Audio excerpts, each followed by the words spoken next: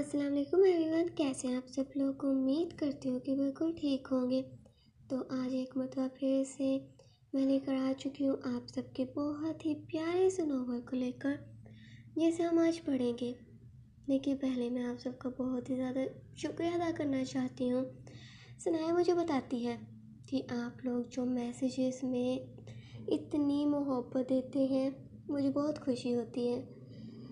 مجھے یہ تو پتہ تھا کہ یہ ناول کی سٹوری سب سے الگ ہے۔ میں نے بہت ہی زیادہ سوچا تھا، پھر میرے دماغ میں یہ بہت ہی ڈفرینٹ سٹوری ہے تو میں نے لکھ دی۔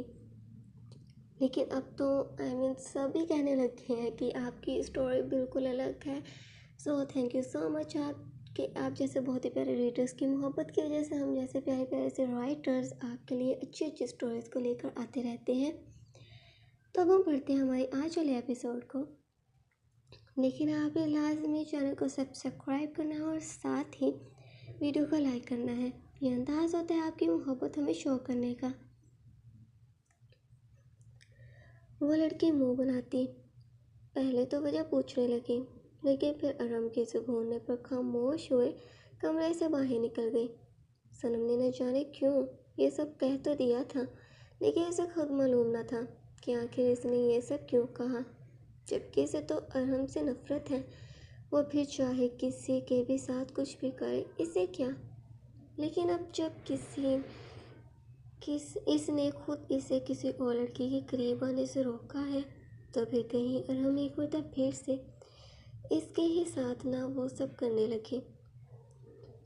وہ میرا مطلب تھا کہ میرے سامنے یہ سب مت کرے، میرے ہاتھوں کو چھوڑ دے، میں یہاں سے چلی جاؤں، تو پھر آپ کا جو دل میں آئے کرتے رہنا۔ نظروں کو نیچے کرتے وہ اپنی بات کو کہہ گئی، لیکن ارم اس کی بات کو انسنے کیے اس کے قریب آتا، اس کے پاؤں جو کہ اس نے فولڈ کیے ہوئے تھے اور کو پکڑتا، وہ نیچے کی طرف ایک ہی جھٹکے میں کھینچے سیدھا کرتا، اپنی انگلیوں کو چلاتے صنم کو ہلانے کا باعث بنتا اوپر کی جانب بڑھنے لگا۔ صنم کے منہ سے اس رکنے کے الفاظات نکلنے مشکل ہو رہے تھے، کیونکہ ارم اس کے قریب بھی تو اس کے کہنے پر ہی آ رہا تھا۔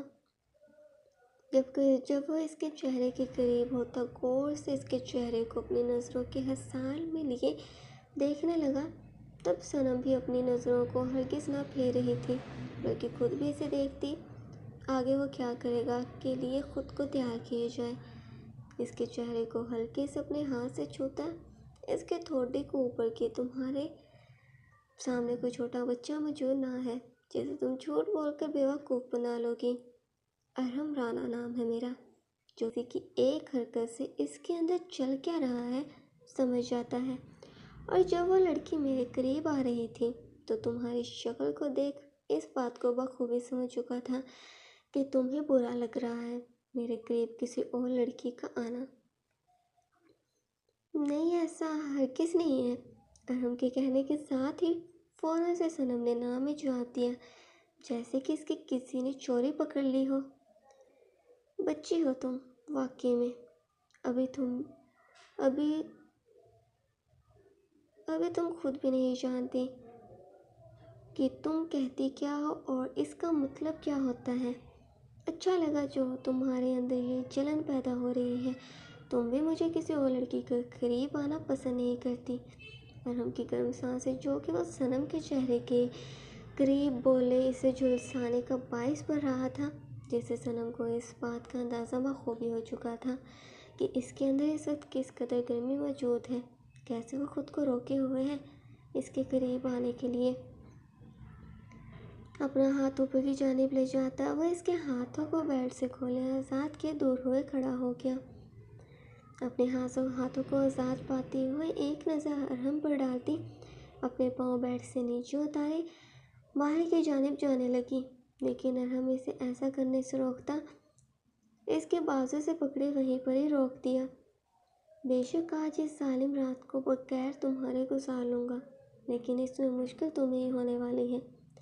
میرے جسم کو گرم دیکھے تمہیں بھی اس بات کا اندازہ ہو ہی چکا ہوگا کہ کتنا بے چین ہو رہا ہوں، کیسے سنبھالا ہوا ہے خود کو 2 دن سے تمہارے قریب نہ آنے کے لیے۔ جتنی دیر تم کرو گی اتنی ہی میرے اندر تپش بڑھتی رہے گی۔ जो सारे के सारे एक साथ तब निकालूंगा तुम पर।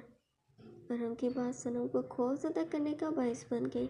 इसके अंदर अजीब किस्म की झुर्री पैदा हुई कि आखिर वो ये सब मुझे डराने के लिए कह रहा है कि मैं डर कर हार माने इसके सामने झुक जाऊं।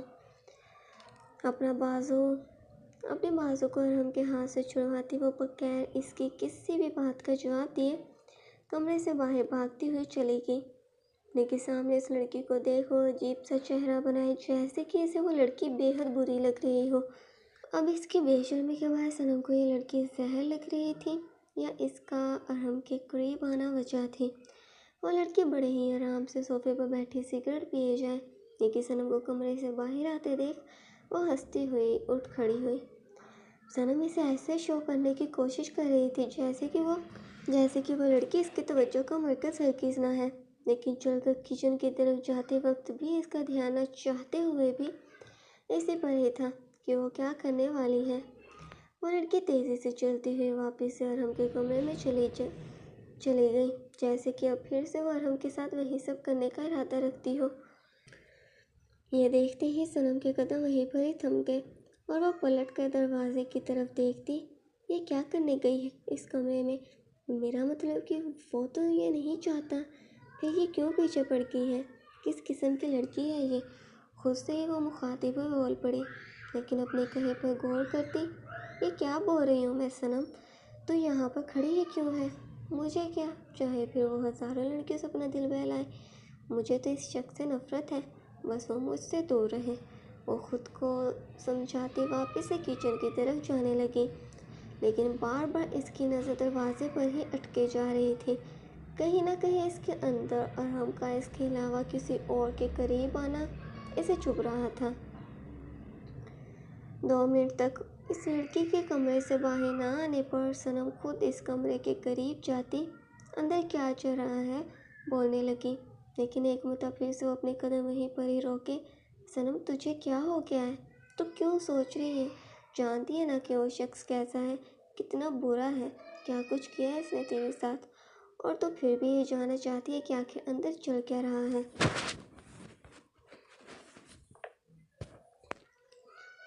वो लड़की तो खुद इस वहशी शख्स को पाने के लिए मरे जा रही है, तो फिर दफ़ा हो।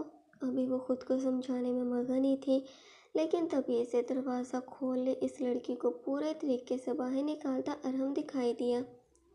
इस कदर ऊंची आवाज़ में अरहम को चीखते सुन सनम का दिल एक पल के लिए दहल सा गया और वो वहीं साख्ता खड़े हुए हो क्या रहा है देखने लगी। शायद तो मुझे नहीं जानती कि मैं कौन हूँ। अरहम राना नाम है मेरा, और तो समझ क्या रही है खुद को? थोड़ा सा मुँह क्या लगा लिया तो औकात ही भूल गई। तुम जैसी बेहया लड़कियों की मेरी नज़र में मालूम है कि क्या औकात है, जानती भी है तुम। बालों से पकड़े अपने हाथ को छोड़े हुए इसे ज़मीन पर धकेलता गरज उठा। वो लड़की इसकी तलख बातों के साथ साथ यूँ इसे धक्का दिया गिराने के बाद चोट के दर्द को सही भी रोई जाए। ये देख रही नहीं जूता, इस जूती की धूल के बराबर भी नहीं है तू। तुझ जैसी चंद पैसों की खातिर अपनी इज्जत को बेचने वाले समझती क्या है कि अरहम राना तुझे मुँह लगाएगा?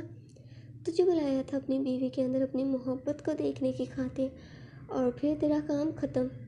लेकिन तू वापस से कमरे में आती क्या कुछ करने की कोशिश करने लगी।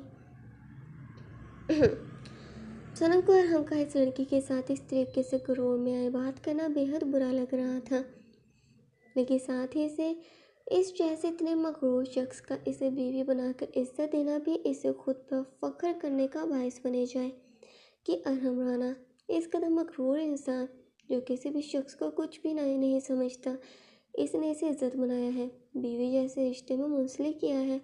तो भी ये बात तो काफ़ी बड़ी है एक इज्जतदार लड़की के लिए। अब निकलो यहाँ से, इससे पहले कि मेरा दिमाग ख़राब हो। ओह, मैं भी कितना पागल हूँ, तो जैसे पैसों की भूखी लड़की को पैसे तो देना भूल ही गया। रुक कभी। वापिस से कमरे में जाए वो वॉलेट को हाथ में पकड़े, इसमें मौजूद जितने भी पैसे थे को निकाले इस लड़की के मुंह पर मारता। उठा इन्हें और निकल यहाँ से, इतने तो काफ़ी होंगे तुझ जैसे के लिए। अरहम के गुस्से को देखते हुए लड़की भी पैसों को इकट्ठा किए اپنے سے کوٹ کو اٹھائے گھر سے باہر نکل گئی، کیونکہ ارحم کے ساتھ کسی بھی قسم کی بحث کرنا اس کے لیے مزید مشکل پیدا کرنے کا بھی ہی باعث بن سکتا تھا۔ اس لڑکی کے وہاں سے جاتے ارحم اپنے سر پر ہاتھ رکھے، کیا کچھ کرنا پڑ رہا ہے مجھے؟ واپس سے پلٹے وہ کمرے کی طرف جانے لگا، لیکن دور کھڑی صنم پر نظر پڑتے ہی، تم وہاں پر کھڑی کیا تماشا دیکھ رہی ہو؟ یہ سب تمہاری وجہ سے ہی تو ہو رہا ہے، دور کیوں کھڑی ہو؟ ادھر آؤ۔ ارحم، جو کہ اس پر بے حد غصے میں دکھائی دے رہا تھا، صنم کو اپنے قریب آنے کا حکم دینے لگا، جسے دیکھ ڈرتی ہوئی صنم وہاں سے بھاگ نکلی، کیونکہ کہیں ارحم کا غصہ اب اس پر ہی نہ نکل جائے گا سوچتی اس نے وہاں سے جانا ہی بہتر سمجھا۔ تو آج کے لیے اتنا ہی، چینل کو سبسکرائب کریں اور ساتھ ہی ویڈیو کو لائک کرنا بھی مت